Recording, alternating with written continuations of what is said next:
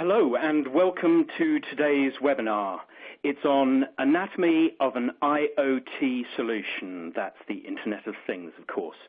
And it's how to cut costs and accelerate time to market. My name is Jeremy Cowan. I'm editorial director and co-founder of IoT Now, and I'm delighted to be your moderator today. Thank you to everyone for joining us today right around the world. We've got a great discussion for you, brought to you with Core Wireless and backed by independent analysis from Beecham Research. So the first thing to do is introduce you to our speakers. They are Robin Duke-Woolley, who is CEO and analyst at Beecham Research and a long-standing friend of ours. He will be speaking first. It's a pleasure, as always, to have you here, Robin. Indeed it is, Jeremy. Thank you very much. And our other speakers today, I'm delighted to welcome a highly valued speaker on IoT, Gilly Coston. She is Core's EMEA Vice President of Strategic Development. It's really great to have you here, Gilly. Thanks, Jeremy. Great to be here. And we also are pleased to welcome Peter van den Houten, who is Director of Core's Pre-Sales Engineering in EMEA. A warm welcome to you, Peter. Thanks, Jeremy. Good to be here. Today we're going to look at best practices for designing, sourcing, and deploying successful IoT solutions. This webinar is being recorded, and tomorrow you can access it via our website at iot-now.com. But first, we really want to know what you think. So send me your questions starting right now, and after the presentations are done, I'll put your questions to our panel. All you have to do is just click on the questions button, type yours into the window, and I'll put as many as the questions as I can to our speakers as time allows. Any that I don't get to will be passed to be answered by our speakers offline. And a selection of core slides will also be available after the webinar. Finally, if you're having any technical issues with audio or slides, you can also use the question window to get advice from our tech support team. I said that we wanted to know your views, and to that end, we also have an audience poll. As you'll see here, all you have to do is click on answer A, B, C, D, or E, whichever is closest to your experience. And then we'll be able to see the results immediately after. Your replies are, of course, anonymous. And the poll question is, as you can see, what is the focus of your interest in IoT at the moment? Is your focus on reducing your time to market? Is it on reducing your deployment costs? Is it on generating new revenues or enhancing application security? Or is it all of the above? So what is the focus of your interest in IoT at the moment? Reducing your time to market, reducing your deployment costs, generating new revenues, enhancing application security, or all of the above? That should be enough time for everyone to have had a quick think about it and to make their choice. Let's have a look. Well, by some margin, I'm pleased to see that all of the above are critical focus points for our delegates. But we have a strong representation for those who are absolutely focused on new revenues. Robin, does this match your expectations? Well, it's very good, actually, and generating new revenues is really what IoT is beginning to offer now as new opportunities. Traditionally, we've looked at reducing deployment costs, reducing operational costs as being the key driver. So to see that in this audience, I think is terrific. Gilly, to give a single view for Core, what's your thoughts on the results of this poll? Yeah, really encouraging. I mean, the focus of the presentation today was on cutting costs and time to market, and of course, the third the third leg of the stool there is about generating new revenue. So fantastic to see, and we'll make sure we incorporate that into our overall presentation today. Thank you. Thanks, Julie. Okay, well, look, let's get started, and we'll start by hearing from Robin Duke-Woolley of Beecham Research, and afterwards Robin will hand over to Julie and Peter. Robin, the stage is yours. Great, thank you very much, Jeremy. So I'm going to do a sort of general couple of slides really to introduce the area of IoT solutions, specifically talking about IoT platforms. And then I'll hand over to Julie Coston, who will then look in much more detail at the IoT solution area and how that breaks down into cost control, time to market, and as she was saying, generating new revenues as well. For those of you that have listened to me before, you won't be terribly surprised by my first slide, or indeed my second slide, which is based on our M2M and IoT sector chart. Shows 9 key sectors for connected devices in this marketplace. I'd just like to draw people's attention to the differences that we see between M2M, which has been in the marketplace now for well over a decade, and IoT, which is a much newer term that has really arisen in the last 3 to 4, possibly 5 years. So M2M is typically taking data from devices that are out in the field but tend to be similar devices like trucks or something like that. And then a single form of connectivity to the center where there's an application. And this tends to be called a silo-based activity. What that means is that it's quite difficult to share the data between different applications. And it's really been where operations have been, where it all started many years ago.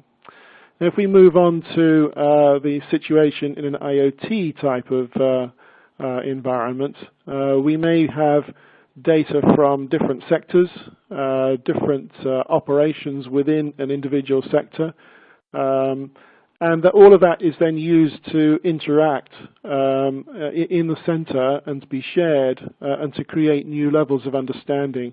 So some examples of that, smart city type of environments where we have lots of different applications being used, but they're all being used on essentially one overall platform so that you can share the data between them.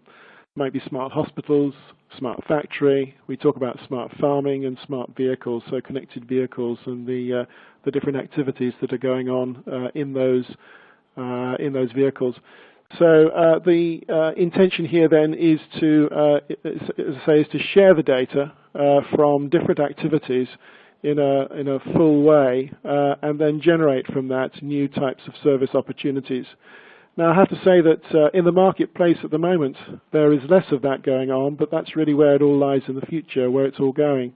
So we're in a transition phase, if you like, from M2M type of activities on the previous slide to this type of situation where there's much more sharing of data. And that brings up the need for IoT platforms, which are really the basis now of IoT solutions. So what is an IoT platform? Well, it's a software middleware suite facilitating secure monitoring, control, and analysis of device and sensor behavior in the field. So it's where you send the data prior to it going to an application. And it provides an enabling layer between these connected devices, sensors, and user applications. So it's the bit in between the devices, the network, and the application. Now, Gilly and Peter are going to talk more about device, network, and application later. And just remember that the application is based or centered on a platform. It's important to be talking about platforms because there are quite a lot of them in the marketplace at the moment. It's grown up phenomenally, actually, over the last few years. We did a report, we did our first research in this area in 2008, and at that time there were 14 platforms on the marketplace.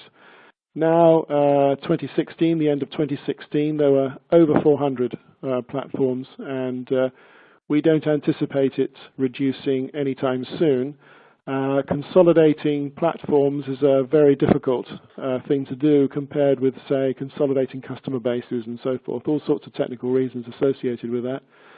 So we're going to see a lot of platforms around for some considerable time, and that makes it very important that you choose a platform that you can work with that is right for your solutions and will give you the coverage that you need, not only now but in the future as well. And then my final slide before handing over to Gilly. Why do we have IoT platforms? Well, they are the means by which we can reduce time and cost of getting new IoT solutions built and implemented. It provides several layers of an IoT solution, and these are becoming increasingly complex as the market develops. IoT is becoming to be something that is driving connected devices in the marketplace, and connected devices is beginning to drive strategies for businesses in the marketplace. And as a result, much more emphasis is beginning to be put on IoT solutions, and therefore the need for mission-critical status. It needs to be more reliable, it needs to be more scalable, but also it's becoming more complex because more activities need to be centered around it, and that increases the complexity, it increases the need to choose the right one.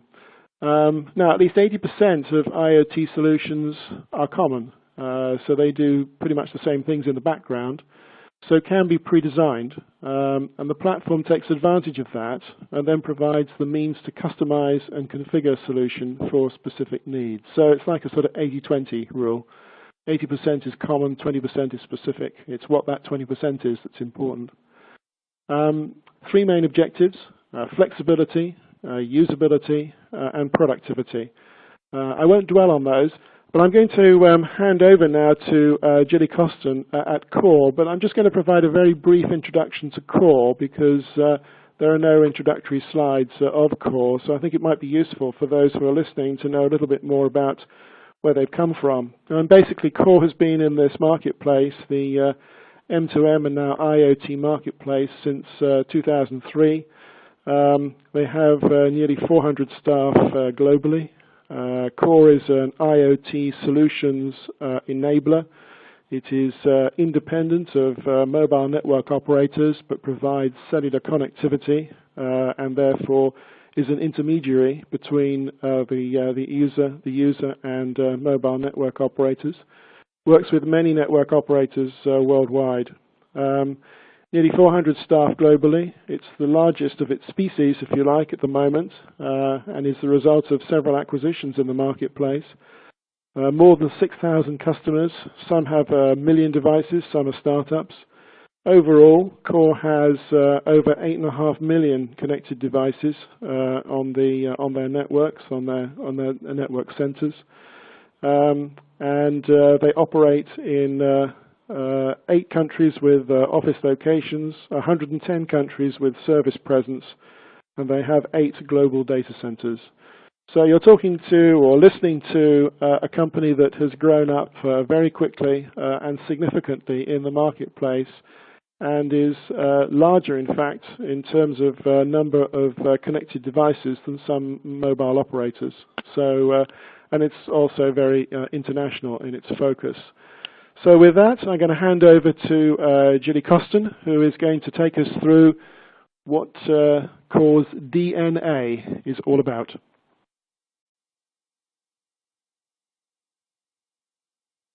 Lovely. Thanks, Robin. Thanks for the warm introduction. And I don't think I've ever been referred to as a unique species before, but I like it. I like it a lot. Thank you for that. I actually meant Core, not you.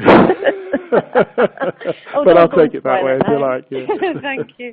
No, perfect. Thank you. We are delighted to be here and share with you. So what Peter and I would like to do is to share this next 2 or 3 slides together and to give you an overview of what we see and hear from our customers in our everyday interactions. And as Robin said, over the last 10 years, Core's been engaged in the M2M market, and over the last 3 to 5 years in IoT. So we hope to bring you some concrete experience as we think about and talk about the anatomy of what we call the digital nervous system. And as we introduce the DNA, then keeping with that theme, giving you some generic but also some good examples of the genetic makeup of what makes up an IoT solution that focuses on getting you to market at the right cost and on time, because getting to market at the right cost also means that you're generating revenues more quickly.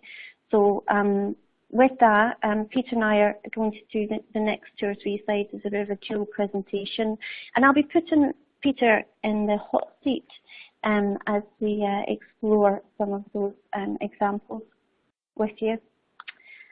So Peter, when we think about the things that really bring to life, and what do you see as the key elements of our genetic code, if you like, when we're thinking about the ideal IoT solution?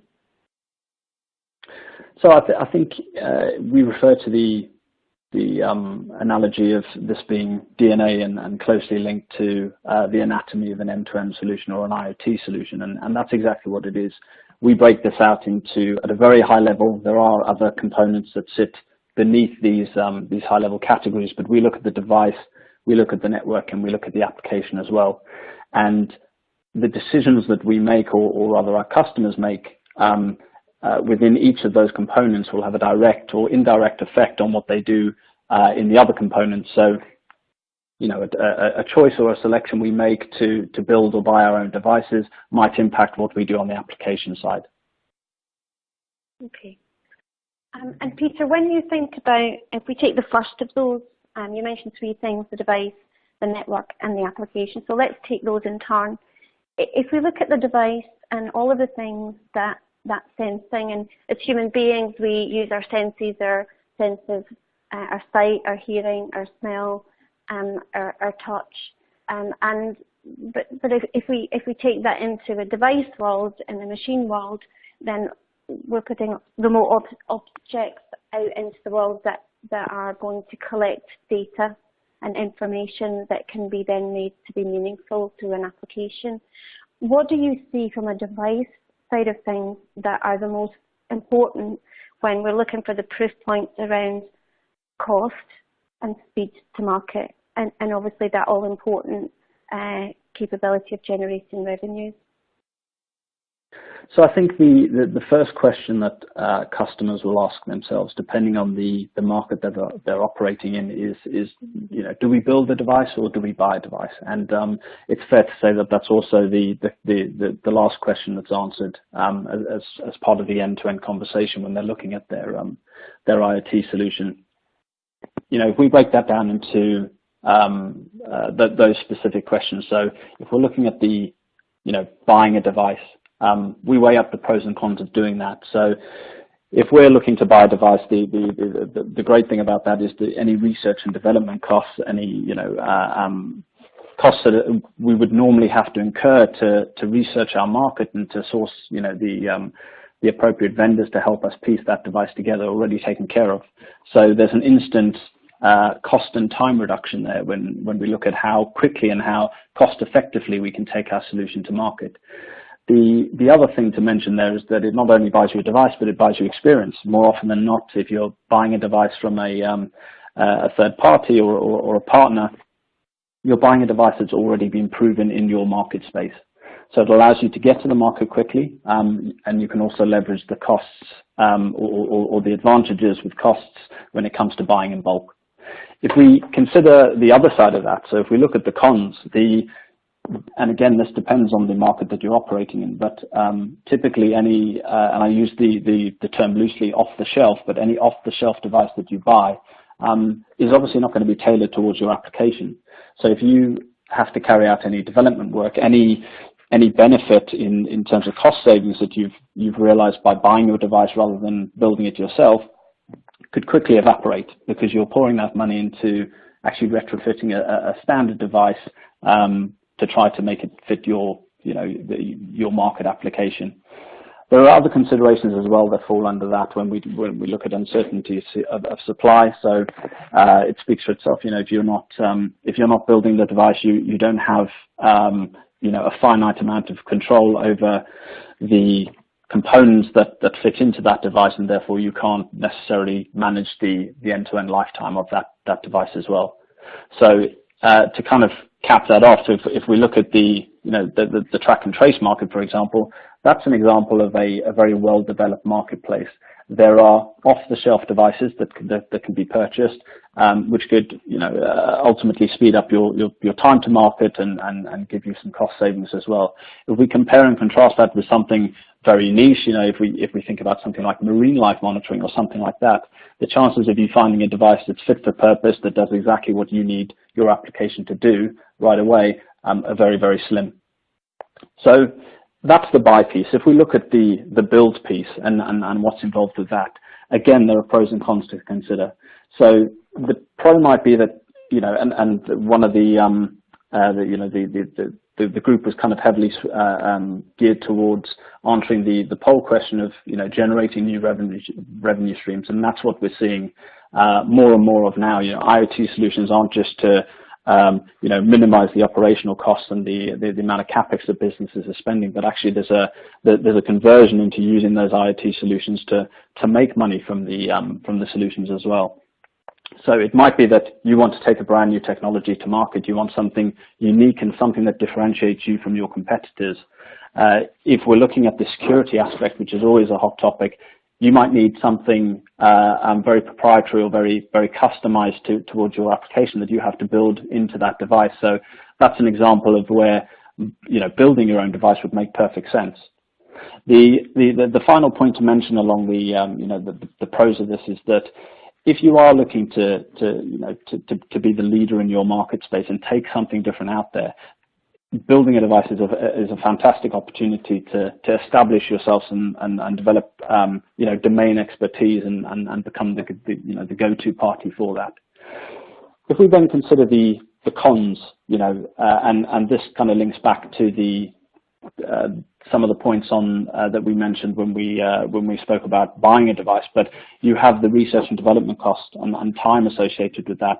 You have certification costs and time associated with that as well. So there are industry and regulatory certifications that your device will have to meet before you can actually take that to market. So you can see instantly the difference between buying an off-the-shelf device to building your own device and taking that to market.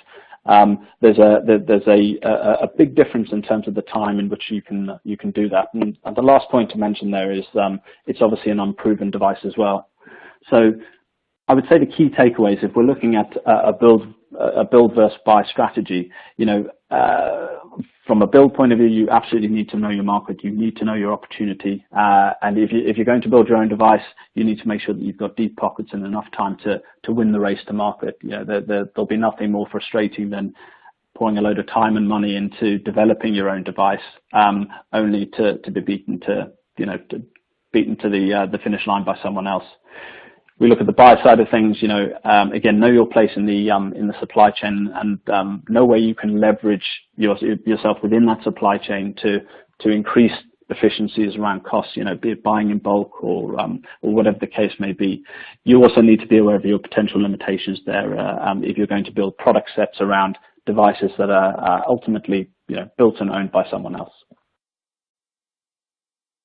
Peter, thank you. So really focusing on the device side, the buy or build strategy, and if you're building, then know your budget and your resources and your time, and if you're buying, know your place and leverage in the supply chain. That's great. Now, just switching up a gear, if we are thinking now about the next part of how we approach things with customers, what about the network? What are the key elements of that? Okay, so we see the network, whilst it's, you know, it's cushioned nicely between the device and the application. This is the solution enabler. So keeping with the anatomy analogy, this is the veins and the nerves of our digital nervous system. So there are primarily three key categories we want to consider when we're looking at the network side of things. We want to consider the security, we want to consider reliability, and last of all, we want to consider availability as well. So the security side of things, what route is our data taking? Is it sensitive data? Do we need to make sure that we not only have application and device level security, but we also have a layer of network securities to that? So in the example of cellular-based connectivity, that could be a private APN that routes data securely from the device via the mobile network operator through to the customer's back-end application servers. If we consider then reliability, what we're looking for is multiple things there. First and foremost, we want an experienced partner. So if you're looking to take your IoT solution to market, you want to be absolutely sure that if you're dishing this service out or this product out to your end users with the aim of making money and creating stickiness with your customers and generating new revenue and keeping that revenue in place, with customer renewals and that sort of thing, we want to make sure that you're working with an experienced partner who's done this before. You want to consider the wealth of information that's out there from the many analysts. So look at who within your marketplace and within the components that you need to comprise your IoT solution, look at the market leaders, look at the best people to work with when you consider the network aspect of this. And this could be across cellular connectivity, it could be across more local networks such as Bluetooth or low power networks. It could also be satellites as well. We also want to consider as part of that, the scalability and the underlying technology that those partners will bring to the table and how that fits into the end-to-end picture of your IoT solution. Lastly, when we consider the availability, how ready is this network technology? Is it a proprietary technology that is going to carry additional license fees that might increase your total costs? Is the device that you're using and that you're looking to source, does it actually support that technology? Does the network provider that you're going to use give you the coverage that you need? And what I mean by that is this purely a local solution that you're going to be deploying in the United Kingdom or the United States or France or Germany, or do you need a network provider that can actually provide you with global coverage? So in summary, the key aspects of that we want to consider are the security, the reliability, and the availability. Peter, thank you. And some interesting things there when you're talking about the availability. And I guess one of the things that comes to mind there is the sooner, things that we often talk to our customers about is the sooner we become embedded in the customer supply chain, the sooner they can benefit from services, but also they become reliant, and that comes with great responsibility. So when you talk about reliability and the location experience, the scale, etc., where do you think that customers can stub their toes on, and what to look out for? Is there anything specific there that would be a real kind of gotcha when you're trying to get to market in a cost-effective and in a fast way? I mean, we're talking about speed to market. It doesn't always mean we need to get there fast. We need to get there in time or ahead of time. Any thoughts on that you want to share? Yeah, absolutely. So I think that there are various aspects of this to consider. Every IoT solution is different, while in some ways many are the same as well. And when you're looking at network connectivity specifically and partnering with, let's say in this instance as a mobile network operator or a reseller of mobile network operator systems or an aggregator of those network technologies, you want to be absolutely sure that you understand where they're going to fit into your business processes and where you fit into their business processes as well. So if if the solution you're deploying, to pick one specific example, if the solution that you're going to be deploying needs to have high speed, high bandwidth coverage wherever you happen to deploy those devices, you want to make sure that first and foremost the network operator you partner with, or the connectivity provider you partner with, can provide you with guarantees of coverage within those areas that you're deploying your devices to.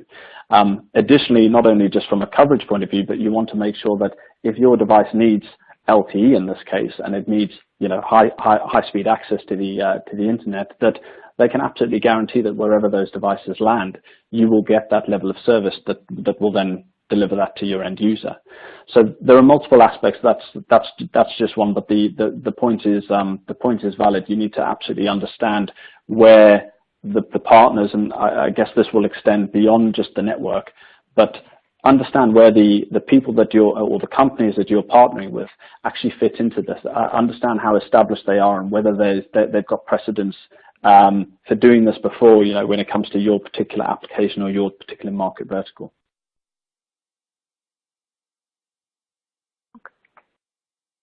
Thanks, Peter. I think that answers the question really well. And just finishing on the DNA and the A being the application side, when we're looking at business logic and enabling customers and devices to take action, what sort of insights do you think that are really key? What are we collecting? What are we looking to do with it?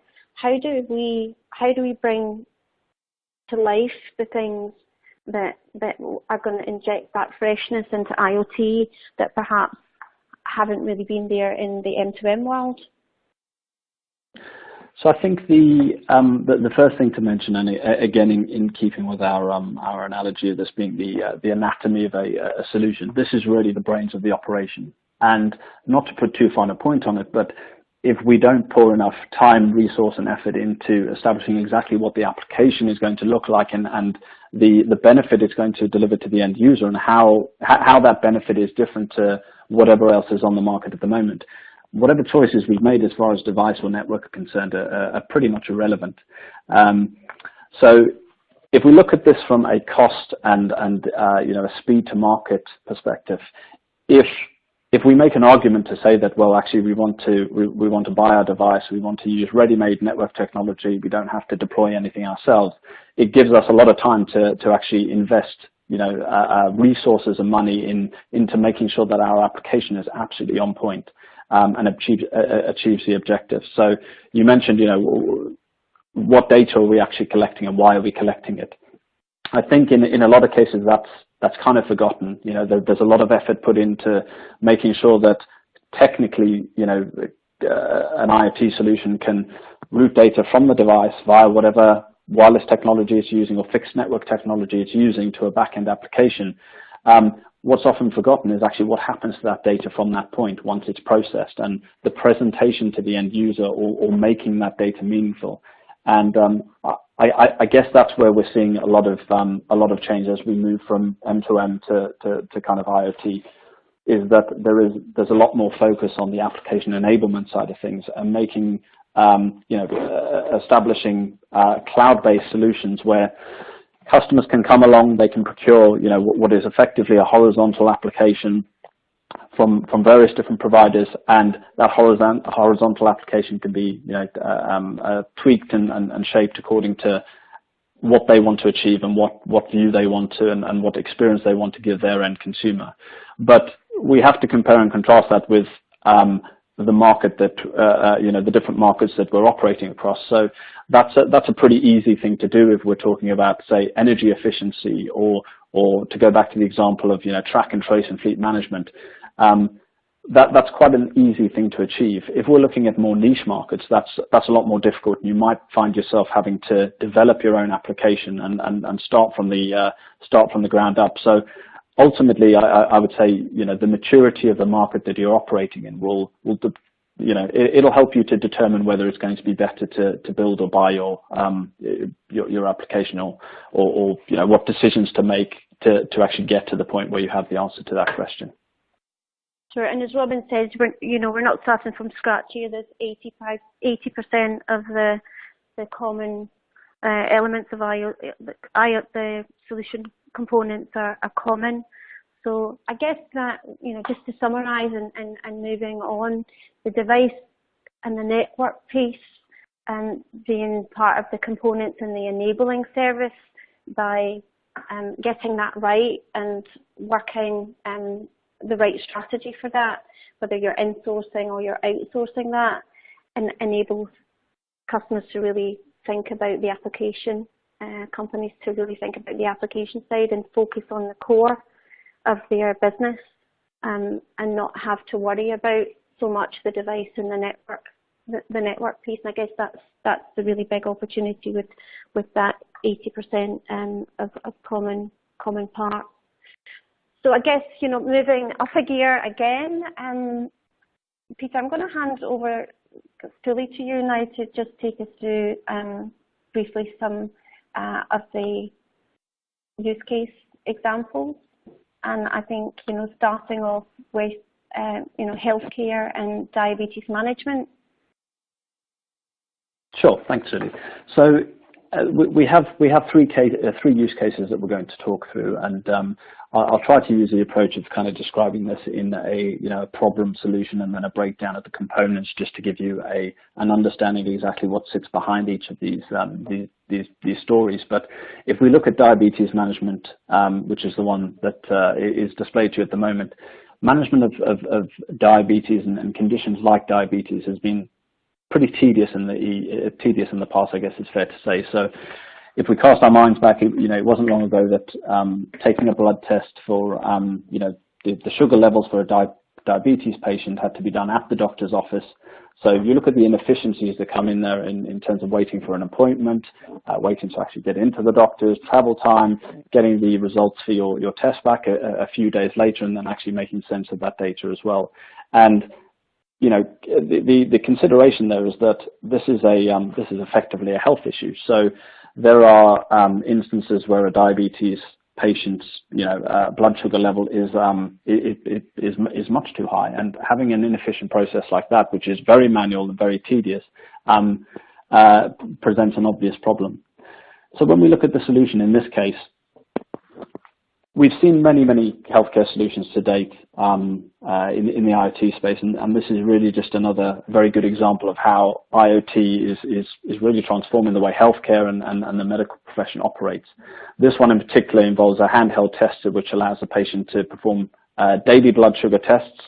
The device then transmits that information in real time to the cloud-based application service, where the data is subject to analysis and processing, and where the clever bit really comes in, and this is where the value-added services come in. So if we're thinking about generating extra money and revenue from services, this is really where the value lies, because it's one thing taking a blood reading, making sense of that data, and kind of spitting the results out the other side to give to the end user to say, well, the level is X. It's quite another thing to actually wrap a service around that makes sense to that user.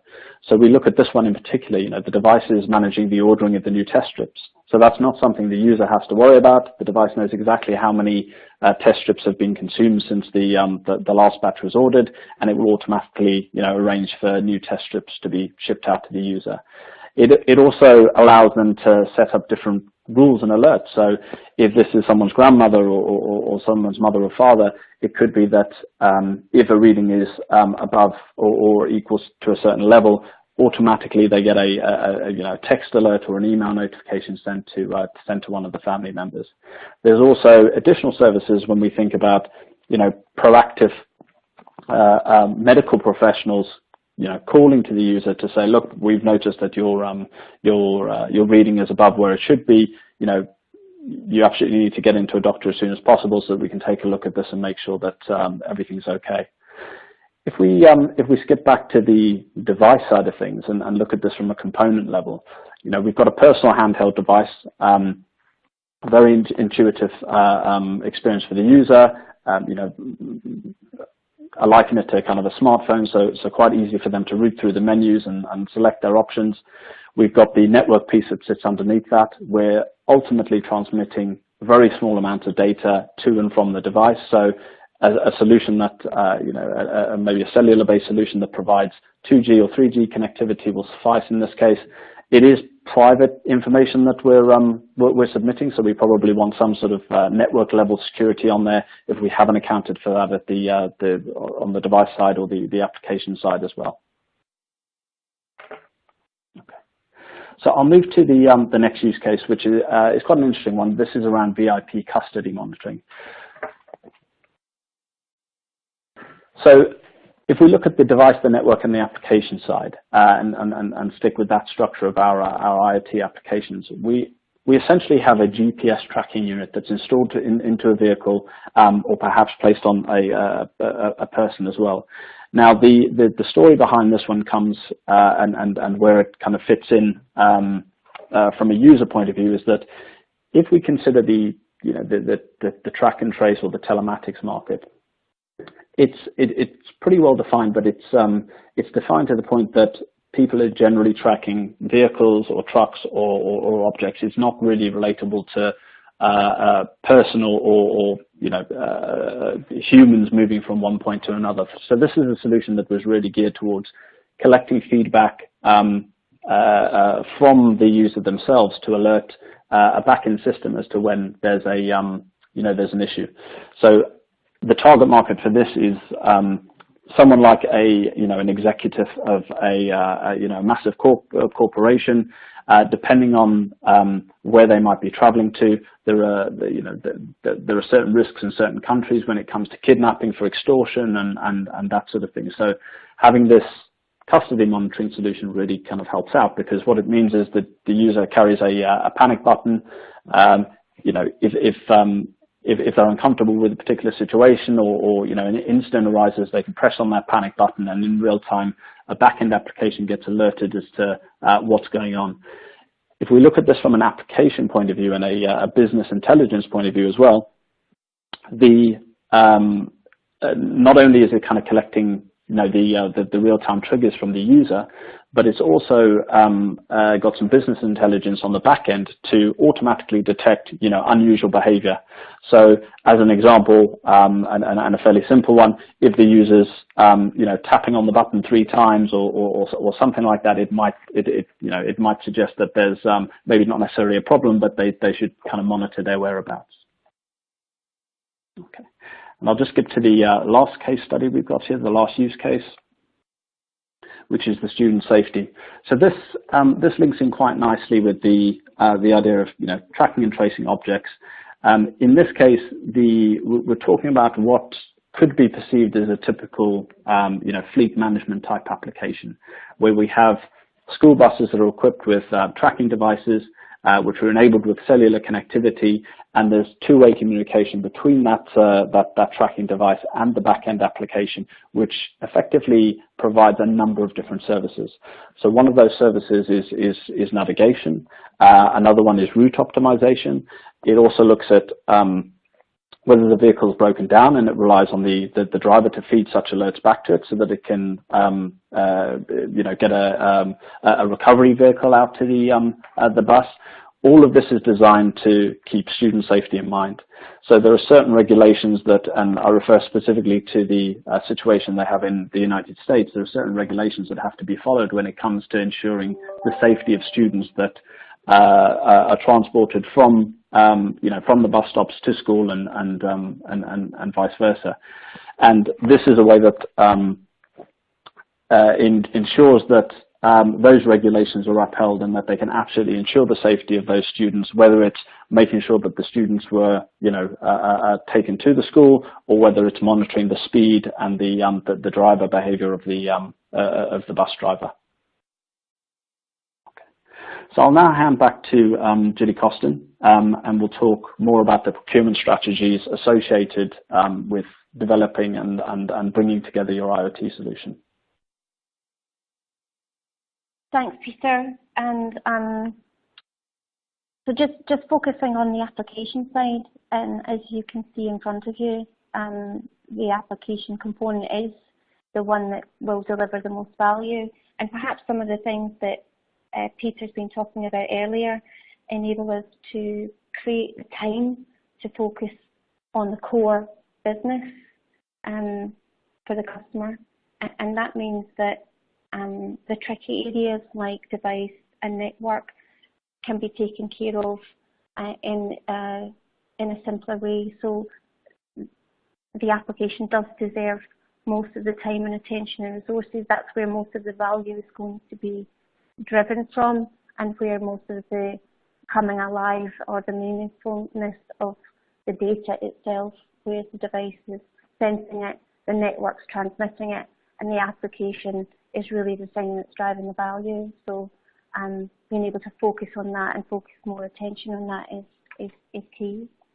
When we look at the issues for customers that we've seen over our experience in the M2M and IoT market over the last 10 years or so, in fact more likely 15, it's traditional to insource all of those things, and that means that over time, particularly in mature markets, you've got where there's a lot of consolidation, then there are often many network partners, there are many platforms, to Robin's point earlier on, and that means that, you know, market consolidation, if you're a company that's acquisitive and you're buying your competitors, then you might end up with 5 or 6 different platforms. You might end up with 7 or 8 different operators, whether it's satellite, mobile, or different technologies, and therefore, you know, the fragmentation of that supply chain. And we talked earlier on about, you know, if you can become embedded within your customer's supply chain, and it's a great responsibility, but it is also a great opportunity. So really bundling things together, focusing where you can get your best resources from, and your time and resources are probably one of the most important commodities that you've got, and being able to focus them on generating new revenues, marketing activities, sales activities, by concentrating on your core business, we see as particularly key for customers. And really, just in summary, you know, bundling those things together really is going to reduce your time to market. So finally, having a cost-effective and quick-to-market solution that really offers this kind of flexibility that Robin talked about right at the beginning. You know, the company with the most flexibility in the system will ultimately be the most successful. So being open to that, ensuring that you can bundle different elements of your service together and manage the process, and focus on the support levels in the application and the professional services that can really generate those new revenues. And one thing I would say that for us is really important, and that's customer satisfaction.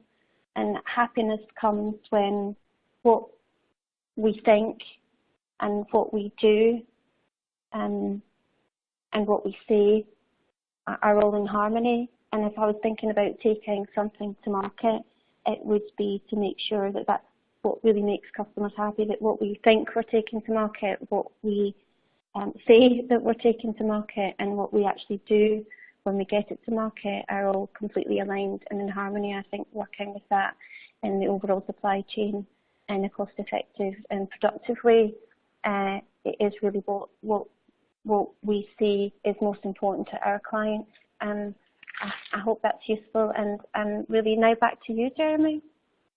Julie, thank you. Yes, really interesting stuff. There is an awful lot for us to chew on. There's a limited amount of time for questions, but we've got more coming in all the time, and keep them coming. Got a really good one here from California. A delegate asks, in the first polling, it was revealed that only 3.6% of attendees picked enhancing IoT application security. Would this imply that most of the commercially available IoT applications have been all set on the security front? Or, he asks, does it mean security isn't my problem, or something I have misread? I mean, I think the first answer is that there was really only one option there, or all options. But Gilly, what was your thought on that regarding security? Yeah, it's a really, really good one, and I think it's really topical, and thanks for the question. You know, in the world of M2M, security was something that was built in.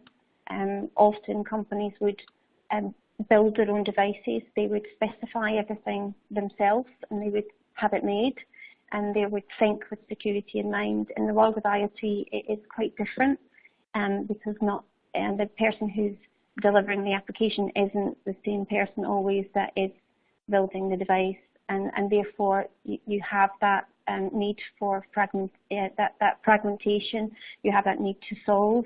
I think that Beecham Research have done quite a lot of work into this area, and it might be quite a good juncture to just sort of squeeze back into Robin and get his viewpoint on that, because they do have some really good expertise in here. So I'd like to offer that opportunity to Robin. Yeah, sure. Thanks very much, Gilly. Yes, I think in all of the surveys that we do, IoT security is considered to be top of the pile as being really, really, really important. I think in this particular example, I think I'd go back to what Jeremy was saying. There was an option to put in just one. I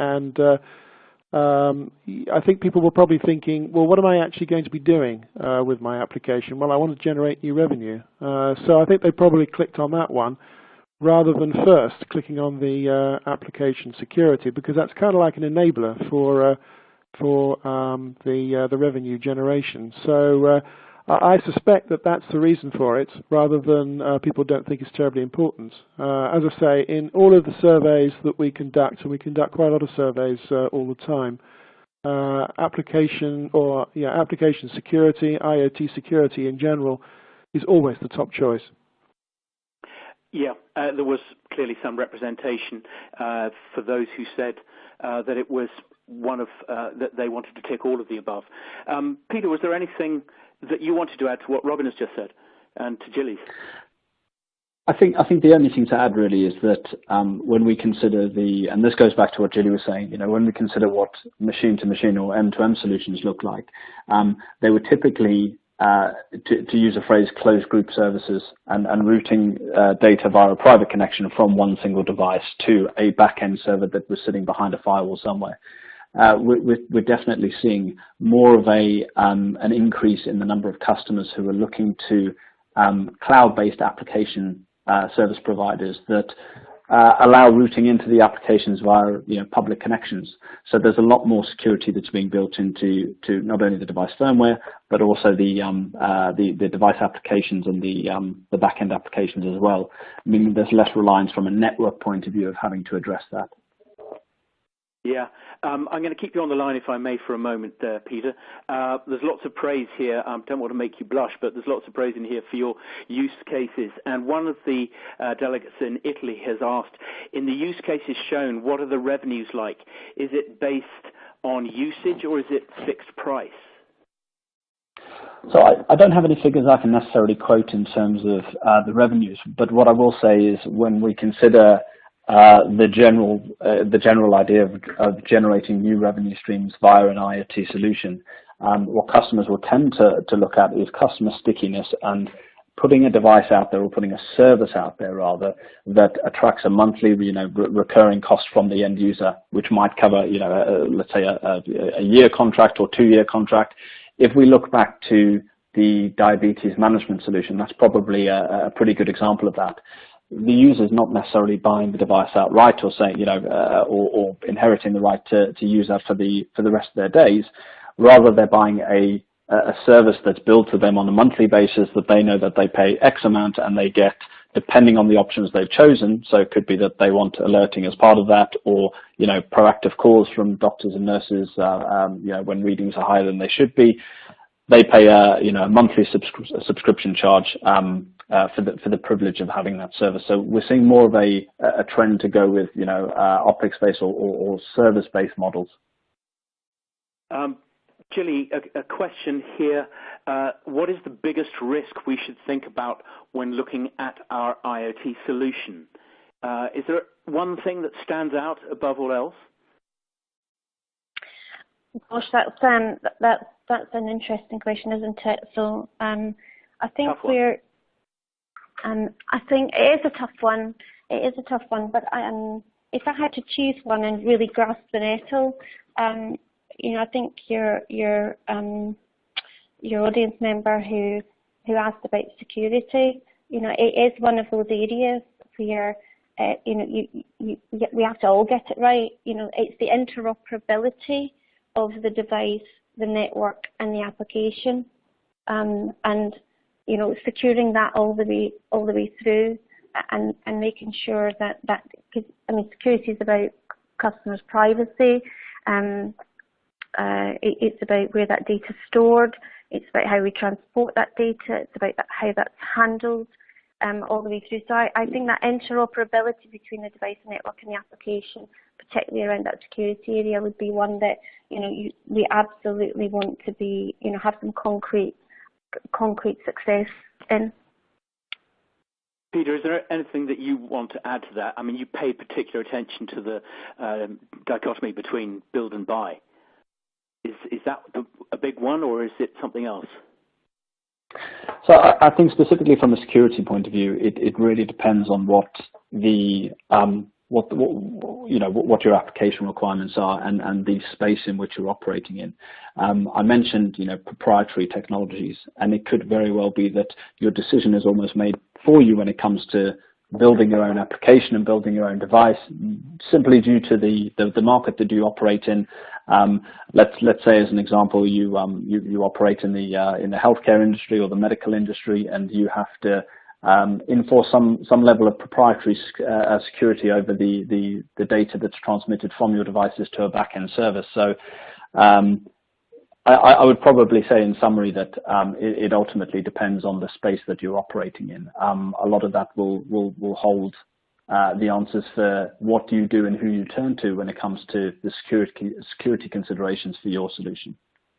Yeah, this is a good question, and I make no apologies for staying on security because it is so topical. From a questioner in Qatar who wants to know how do Core ensure security in a carrier-neutral environment? Isn't it more challenging with a multi-vendor ISP platform? Peter, is that one for you? Sure. So